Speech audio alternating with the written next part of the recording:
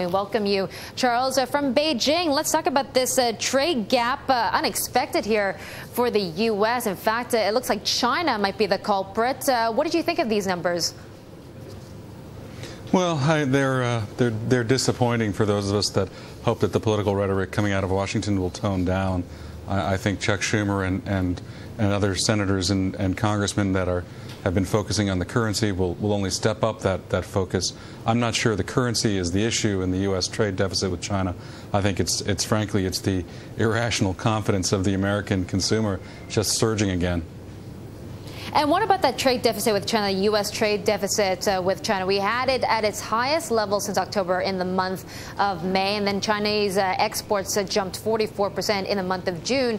What does it say to you about the trade relationship right now? Are Americans really buying more Chinese-made goods in your view?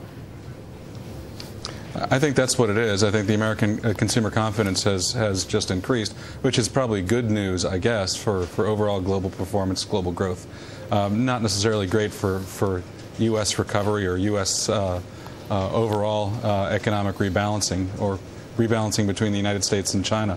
I think what you will see almost certainly as a result of this is the politics intervene and the administration, U.S. administration, being forced by Congress to be more assertive on the currency issue, assertive on a variety of other issues that are irritants in the trade relationship. So things are going to get a little ugly again.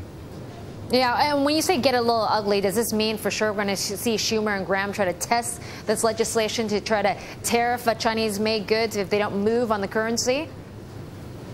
I think it's going to be hard for them, given where their stance has been, not to push that. I think the administration, the Chinese, will say, hey, wait a minute, this data came out before we started to move on the currency. We've done that now. Things are going in the right direction.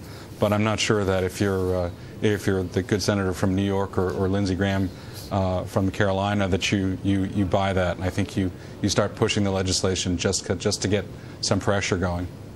Yeah, but I also want to point out here, Charles, when you look at the imports, China imports of U.S.-made goods, they actually rose 12% in the month. So slowly but surely, we have China continuing to increase its purchases of U.S.-made goods. Well, that's always been the untold story of trade with China, U.S. trade with China. I mean, China has been the fastest-growing export market in U.S. history. We sell a lot of goods, and I think as a result of increased Chinese consumption, we'll only sell more. A lot of what we have sold traditionally to China has been capital goods. I think there's been a lag, frankly, in that because of concern in China about overall global growth or appetite for goods. Now I think that'll come up again. U.S. agriculture exports will increase to China. So I think that left to their own devices, I think the U.S. Exports to China would only increase. I don't know that they would outpace imports, but certainly it's a good news story from that standpoint. Okay, 30 seconds here, Charles. You say U.S. politicians are going to take it to China. Is China going to blink here on the RMB? I'm not sure they're going to blink. I think what will happen is what we've already seen happen, is that the currency will continue to rise at a particular pace.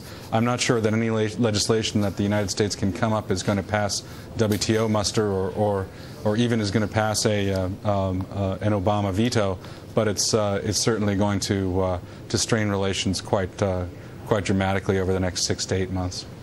Okay, Charles, thanks for that.